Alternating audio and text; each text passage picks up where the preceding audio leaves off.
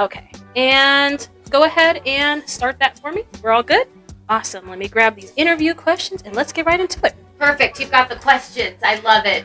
Yeah. I've done so many of these like podcasts and stuff for the people doing the interview. They're like, so and I'm like, Oh, Nani? no! God. Okay, this is gonna be a bit. Hey, listen, we're prepared. I love it.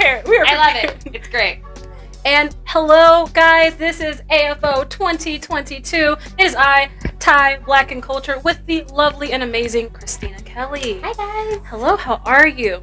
I am not wet. It is raining like crazy outside. It's a little hot, but I'm doing good. Yes. Awesome. So this is the first AFO since 2019 when we had a global panoramic, panini, Yes. whatever people call it. Yes. And- that happened. Yes, it did happen. It's still going on, and people just like, okay. Yeah, we're in Florida. It doesn't exist. doesn't happen. But how has work life been for you during like the height of COVID? Actually, it wasn't too terrible. I think at the very beginning, everybody was a little bit unsure about what was going to happen. Being in Texas, we have 2 really big studios, so there's still a lot of work for people. Thank God. And people figured out a way to record remotely from home or with people that had home studios that had that kind of setup. So the work was actually still there. But honestly, I would say 2021 was a great year for me. And I think it was actually good for a lot of people, and in voiceover specifically, because there was just still so much work going on. Okay. There was a lot of it, and last year was actually probably my better year, better than this year. But yeah, it wasn't too bad, and because people were at home, all they were watching was Netflix or Hulu or Crunchyroll or Funimation or High Dive, so all those apps really kind of broadened everybody's horizons in anime, which was really, really cool. That's amazing. Honestly, Sorry, mine was not going to be a downer. no. Honestly, I'm so happy because social media wise, like you kind of only get like one aspect of like the voice actor kind of life and how they reacted. So it's good to hear that during that time when everyone was kind of like going through that, voice actors at work. Right. Yeah. Speaking of social media, how has social media kind of impacted your work? I know during COVID, like everybody was on TikTok, everybody was getting on TikTok. I know. I actually did not get a TikTok until December. That was when I kind of like really started using it. I should say I had a TikTok. I never used it. My first TikTok I did was in like November, and it was really basic. I didn't know how to use the app, like everybody else. Their first video is always really bad. Right. So I got on TikTok and really started pushing it in December because one of my good friends, Josh Clark, he's a balloon artist. Oh, okay. He's got like 2.2 million followers on TikTok. Go follow him. He's Balloon Josh. That's his TikTok. And he's amazing. He does balloon cosplay. I've cosplayed a bunch of my characters. I've done mine from Akame ga Kill. I've done Mary Saotome from Kakegurui. I've done a bunch of stuff. So go follow me on TikTok if you have one. Please. It's just at Christina Marie Kelly. That's my TikTok. Hey. But yeah, I wasn't on the TikTok train back in 2020 or 2021 really. I kind of really got into it more this year. And I started doing like the reels on Instagram. I started posting a lot of those, and I went from having like 2,000 followers to like 11,000 followers, which was really cool. But I'm still learning about social media. It changes every year. It certainly does.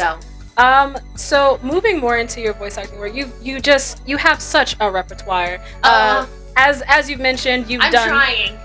I'm trying, guys. Oh no, you do. No, you're succeeding because Mary from Kakegurui, Lady Attitude from No Game No Life. Oh yeah, that was my first role actually in anime. Was that role? Yeah. Okay. Alice from Food Wars. Yes, my girl. Love her. Kozue from Blaque. Oh yeah, that's right. I was in that.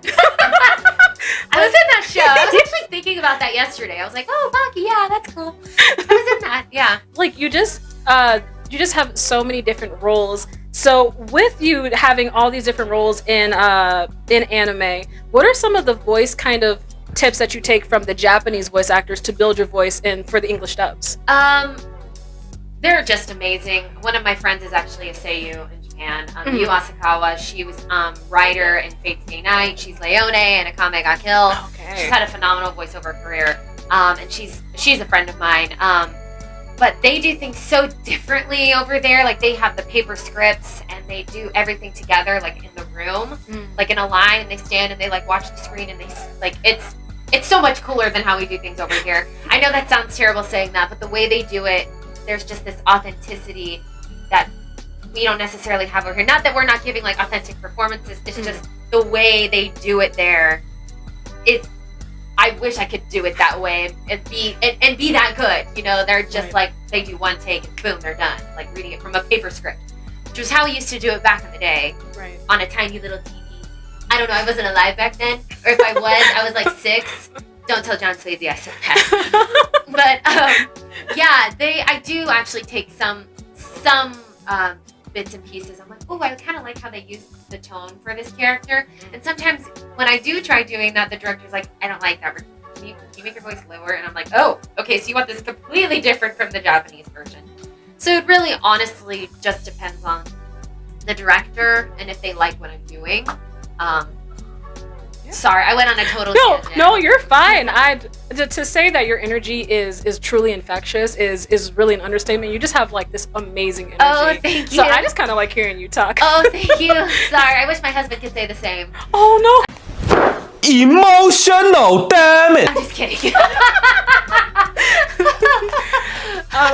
Moving out of voice acting, I know a lot of people will ask the same kind of questions like what got you into voice acting, all those kinds of things, but I kind of want to know, what are some other passion projects that you have outside of voice acting? Well, I got my Bachelor of Fine Arts in Acting from the University of Houston because I thought I was going to be on Broadway. That's what I thought I was going to do, but now I do something even cooler. But my background is stage and performance, and I did do professional theater in Houston, and I love it. I still would love to do it, but I love the voiceover. I love the characters I get to do. I get to play characters that I never thought I would play.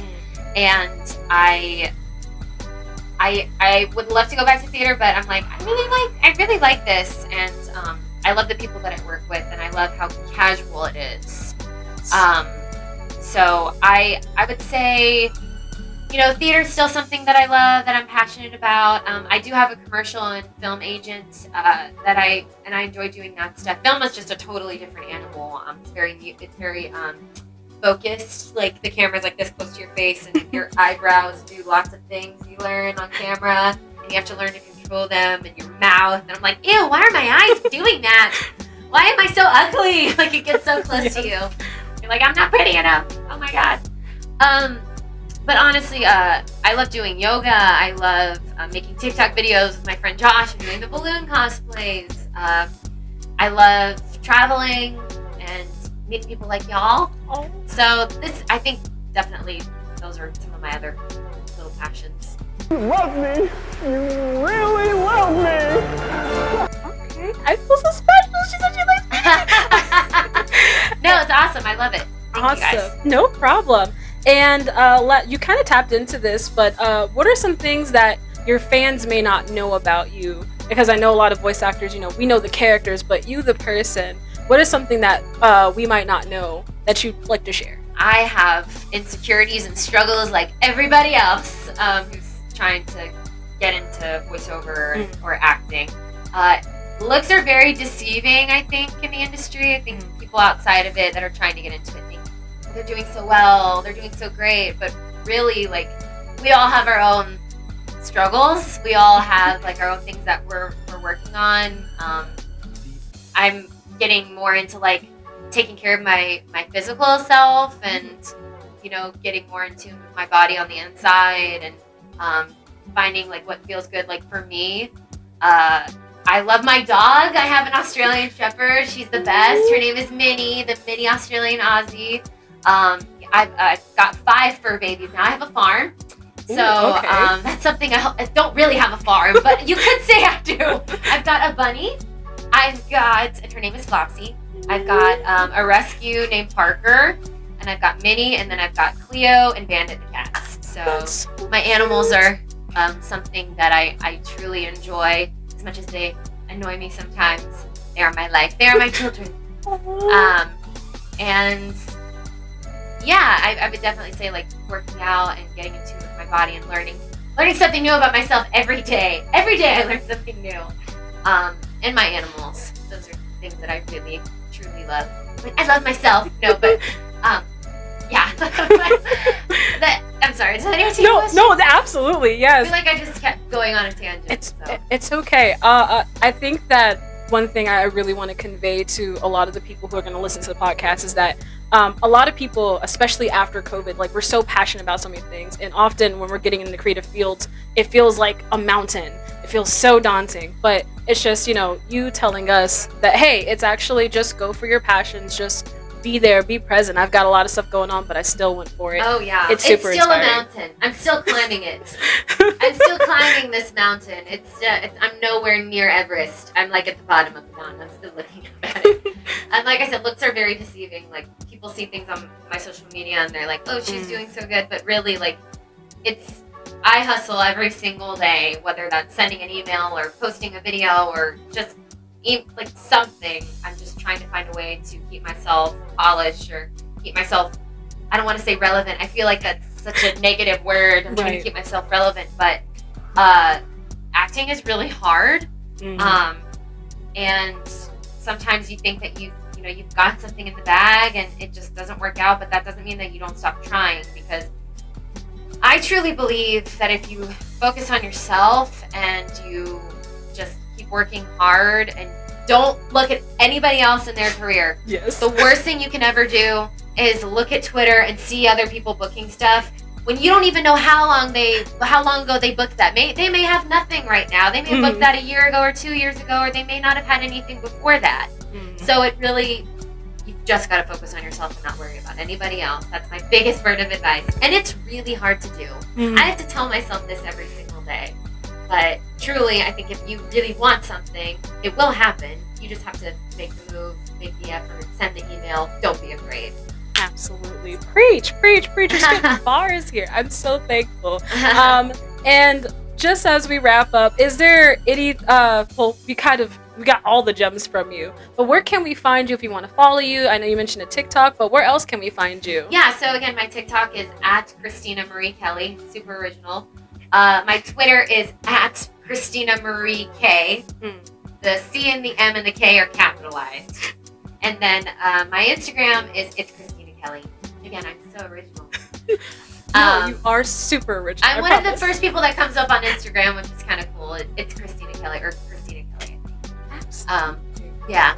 Well, thank you again so much for your time, Christina. I truly do feel like it was just, you're amazing. You're just amazing. Thank you so much. I'm super happy to be here. Thank you so much. Thank you. Thank you guys. I really appreciate it. Absolutely. Yeah. You can cut that.